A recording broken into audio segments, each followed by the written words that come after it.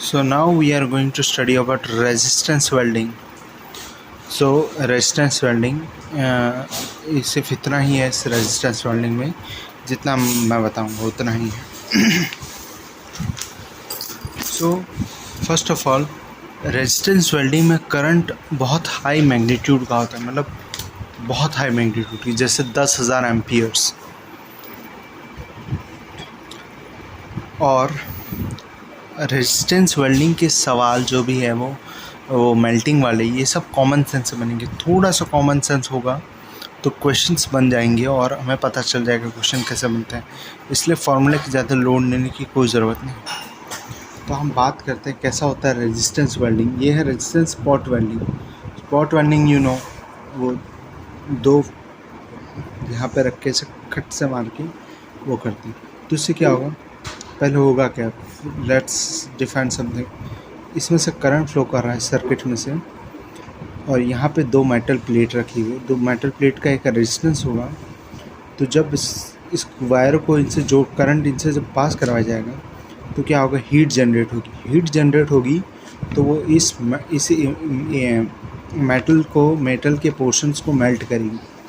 तो मेटल का पोर्शन उतना ही मेल्ट होगा जितनी हीट सप्लाइड होगी. हीट सप्लाइड, हमने तो सिर्फ करंट सप्लाई किया था, वो रेजिस्टेंस आने की वजह से हीट सप्लाई हो जाती है. तो heat supplied by the power source होगा I²RT.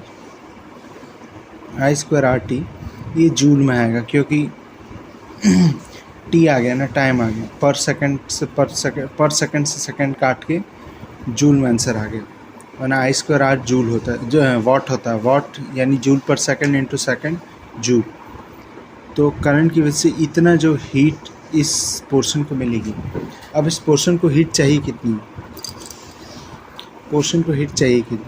तो उसके लिए हमें इसका देखो, पोर्शन को हीट चाहिए कितनी, वो होगा मास mCp T melting minus T atmosphere plus mass into latent heat.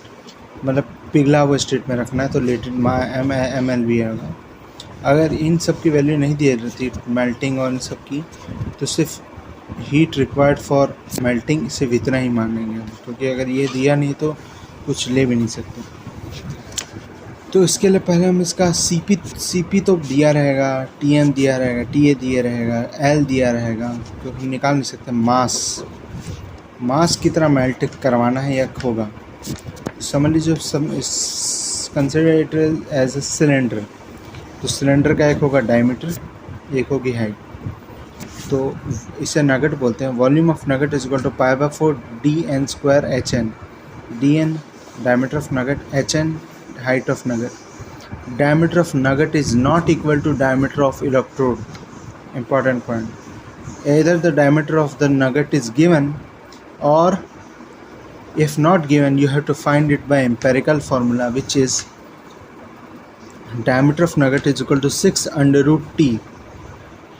Now the important thing is put T in mm, because this is empirical formula and it is derived as such. So put T in millimeter and find the diameter of nugget in millimeter, then convert it into meter. Even if the T is given in meter, you have to first convert it into millimeter, then put it in this equation, get the diameter in millimeter, then convert it into meter. Height of the nugget is equal to, if nothing is given, then height of the nugget is equal to 2 thickness minus 2 indentation, because here will be some electrode, here will be some electrode, it will penetrate somewhat inside to form a spot. So indentation will be given. So mass of the nugget is equal to density into volume of the nugget. Density into which metal is melting, this metal is melting. So density of this metal, because both will be same only, into volume of nugget. So you got the M. So total heat required for forming nugget, you know this formula. And total heat supplied for formation, because this nugget was formed only due to resistance, so I²RT. So I²RT is equal to mCp Tm minus Ta plus ml. So from this you can get all your things done. Now thing is, what is R?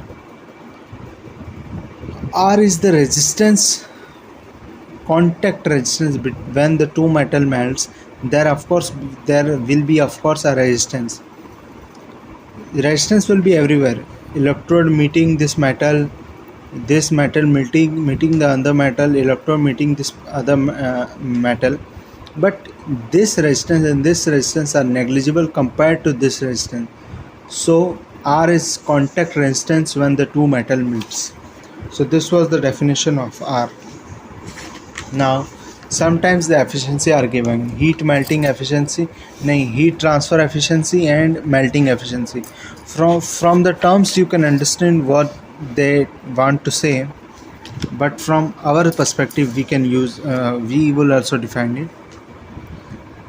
जब ये अपना एक energy दे रहा था I²RT, तो wire में कुछ resistance होने की वजह से इलेक्ट्रोड के पास जो एनर्जी जाएगी वो I²RT से कम होगी. तो heat transfer efficiency, heat reached to the electrode upon heat given by the workpiece, power source. वो पावर सोर्स के द्वारा जो दिया होता है वो कभी कभी V/I/T भी होता है. Voltage across this power source into current flowing into time, वो भी हो सकता है.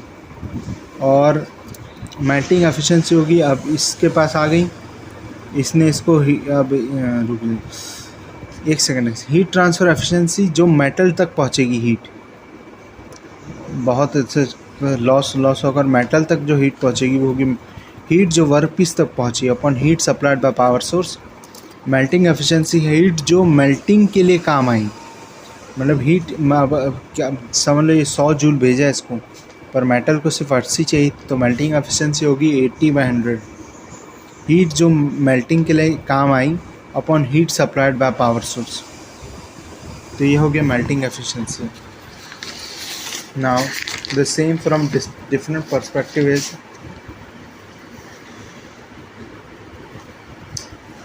this what I told about empirical formula.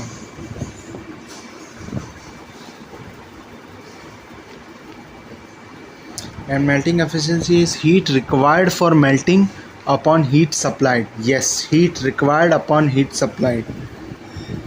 Heat required for melting upon heat supplied.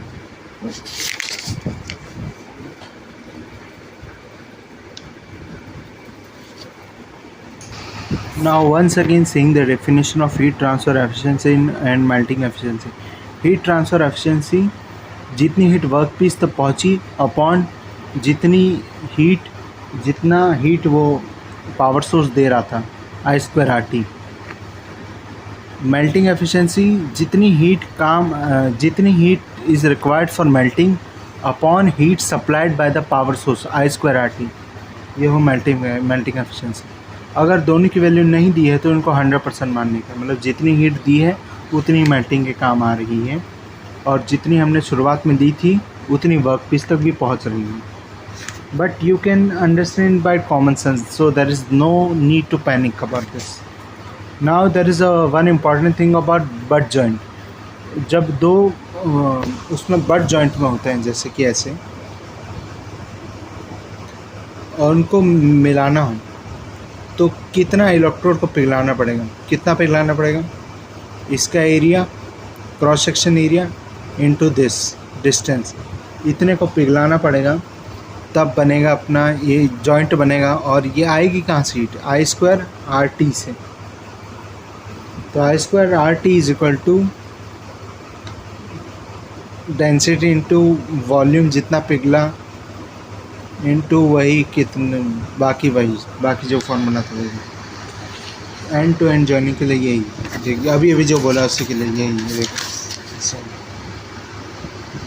Heat required for melting upon heat supplied, heat supplied. So this was all about resistance welding. So absolutely no need to worry. The question will be just of the basic, and you will understand it by the common sense, use of common sense. Thank you.